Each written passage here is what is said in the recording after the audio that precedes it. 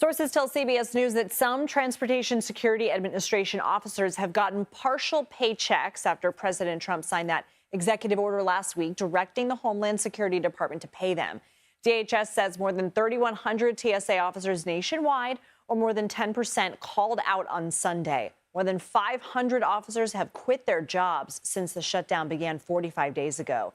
It's still not clear where DHS is getting the money to pay TSA workers. Democrats and Republicans, of course, have been at odds over reforms to ICE following the deaths of Renee Good and Alex Preddy in Minneapolis in January. Last week, House Republicans rejected a bipartisan solution in the Senate to fund a majority of DHS, excluding ICE. Both chambers are now on a 2-week recess, making this the longest DHS shutdown in history. CBS News Homeland Security correspondent Nicole Sganga joins us. So, Nicole, what do we know about these officers getting paychecks? Is it enough to get them back to work?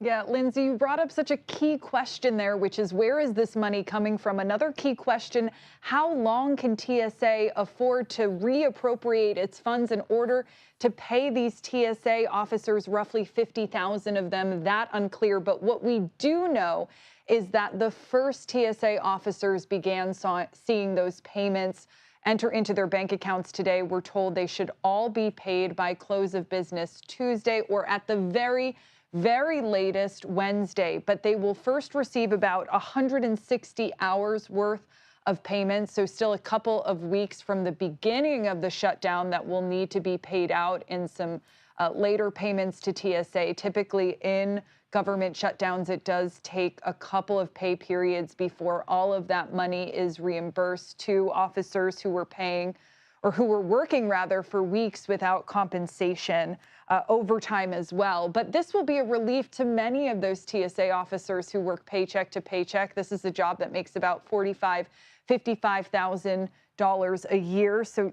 not a ton to spare there. It will also be incentive for many TSA officers to return to work, or in some cases, give them the ability to return to work, to put gas in their car and to make the commute, to give up the other job they had to pick up in order to put food on the table for their families. Now, the true test will be to see what the call-out rates are tomorrow when they release the numbers for today.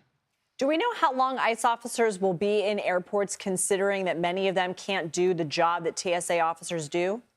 Well, as long as we're seeing long lines like we have in places like George Bush Intercontinental in Houston, which has a call-out rate of 36%, or in Baltimore's airport, which has a call-out rate of 38%. Tom Homan, the border czar, telling our colleague Margaret Brennan they will be there as long as is necessary. But you're right, Lindsay, they cannot do all the jobs. They can help traffic passengers through the lines. They can check IDs. They can do some of those, guarding of the exit near the TSA screening, but they can't use the heavy machinery. They can't look for security anomalies in the scanners. So they can only do so much, but we should expect them to see them there at least for a few more weeks. And of course, the concern that for some of the larger events we have coming up, for instance, the World Cup this summer, that we might need to tap those DHS resources again when you see an influx of U.S.-bound travelers. And those ICE officers getting paid because of money allocated from the so-called Big Beautiful Bill passed last summer. Nicole Sganga, thank you.